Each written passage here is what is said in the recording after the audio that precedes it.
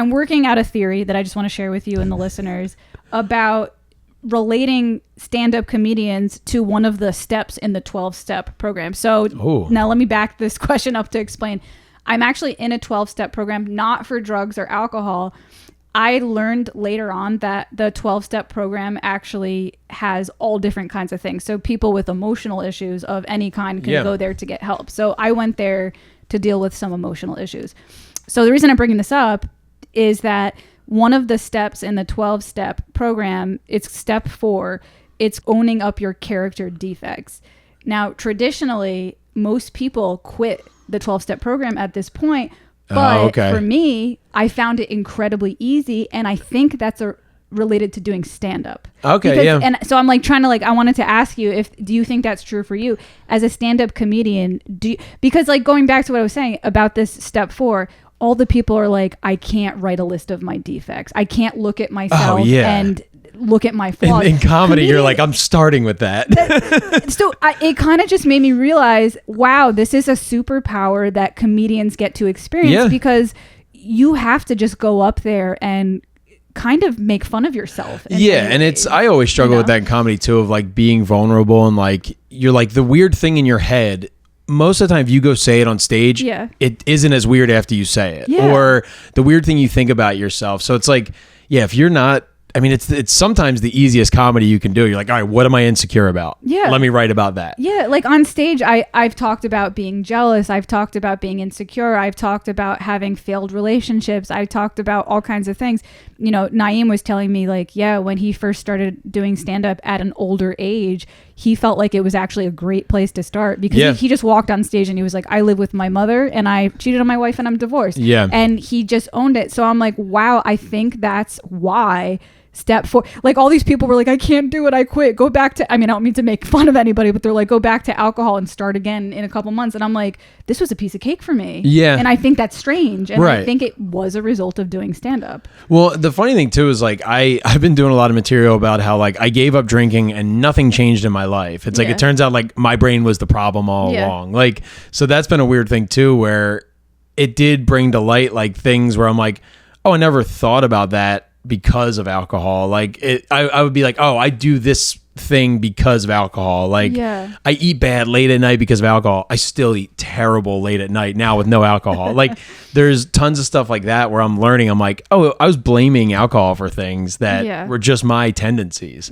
So that's been interesting. But it's in, you said with the 12 steps, it's that's what I don't think it's marketed enough that those programs are good to apply to any situation. If you're going through a midlife crisis and you're like, I need to reassess and start over on it's a good basis. My dad was a Gamblers Anonymous, a big member of Gamblers Anonymous. And I went to a couple meetings with him and it was weird because I was like, I never gamble. If I do, it's little bits here and there. But there's stuff from those meetings that I've been able to apply to work life, family life, everything that I never would have had even the wherewithal about. But it's you're not just going to go sit in on an AA meeting and be like, I don't drink, what do you guys want? It's weird. I've tossed that around, the idea of going to AA meetings, almost not for entertainment, but just be it's another group of people to talk to about something. And it's funny how much it's designed like an open mic because they give everybody 5 minutes on stage. And everyone runs the light. And there's a light. I don't know if it's actually a light. It's just a timer. But they're like, okay, 5 minutes. And then 1 minute, when you have 1 minute left, they'll be like 1 minute. And I'm like, this is literally. Oh, really? I've never seen with the GA was those dudes would go off for 12 minutes, 20 minutes. And it was it was the realest audience ever because there would be guys in there who'd be like, shut up, you're lying in the middle of somebody sharing something. Because these guys had seen it forever. There were some old dudes that have been in the program for 20 plus years, in and out. They've relapsed, gambled, haven't. And they would hear a young guy come in. He's like, I haven't placed a bet in 2 weeks. And they're like, liar. And you're like, oh my God. They have hecklers. He was entertaining. Then but sure enough, if you went back a month later, the guy's like, thank you for calling me on my bullshit. I gambled on the way there. I was in the bathroom gambling. That's hilarious. I don't want to totally promote the 12-step program because there are some things about it that I am skeptical of. Right.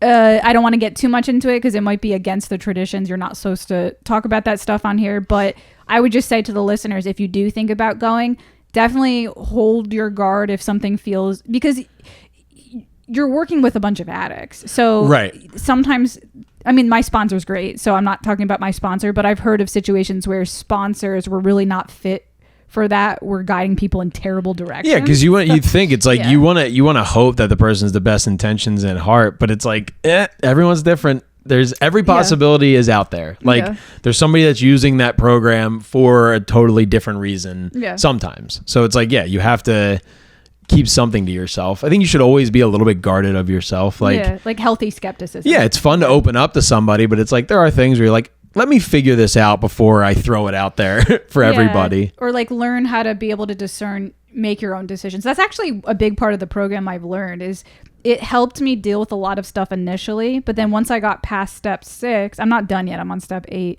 I'm almost done with it. But once I got past step 6, I was like, wait a second. The first 6 steps, I genuinely needed guidance. But now I'm starting to feel like a healthy level of skepticism towards some of my advice I'm getting. And I think a big part of this is learning how to like trust my intuition and my gut and being able to discern what's the right decisions for me. Right. You know? Right.